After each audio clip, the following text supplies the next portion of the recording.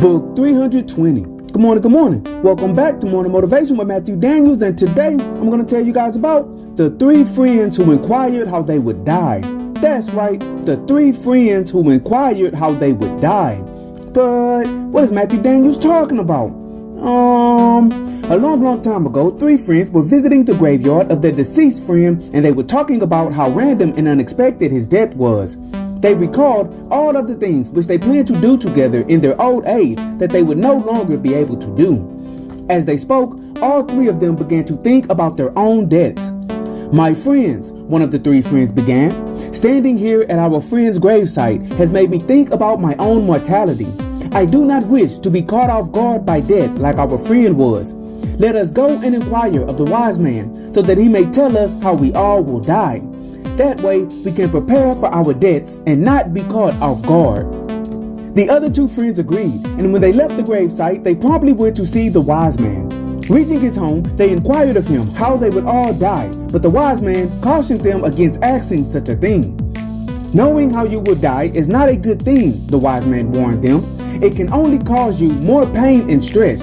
Instead, go and enjoy your lives and allow death to come for you whenever and however it chooses." The 3 friends disregarded his advice, and they pressed upon him to answer their inquiry about their debts, and reluctantly the wise man agreed. Giving them one last warning, the wise man worked his craft of magic, and he consulted the gods and the ancestors for an answer. When he received the answer, he gave it to them freely. "You," the wise man said, pointing towards the first friend, "will die by being poisoned. You," the wise man continued, pointing towards the second friend, "will die by snake bite. And you," the wise man concluded, pointing towards the third friend, "will die by being pierced in the heart." After hearing the answer, the 3 friends left the wise man happy. For the next few years, all 3 friends went about their lives constantly on the lookout for death, determined to avoid it by seeing it coming. They began avoiding certain places and activities, thinking that these would lead to their demise. Over time, their lives became uneventful and miserable. They started to see death everywhere, and all joy in them left them. Many years passed, and the 3 friends became old men, and they concluded that the wise man had lied to them about their fate, and his lies had robbed them of a fruitful life.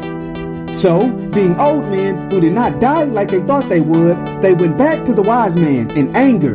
They yelled at him for lying to them, and they called him a fake and a fraud.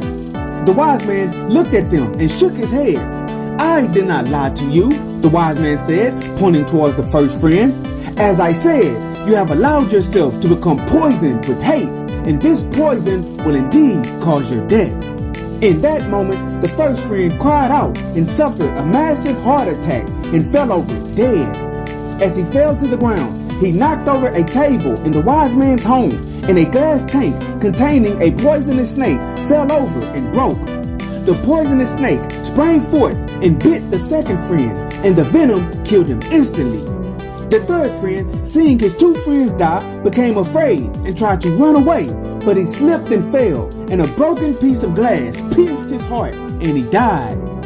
And the 3 friends, after wasting their entire lives trying to run away from their debts, died in the exact manner as the wise man had foretold. And so, the morning motivation of today is the 3 friends who inquired how they would die. Today, understand for a fact that every one of you who will come across this story will one day die. Your parents, your children, your friends, and your enemies will die as well.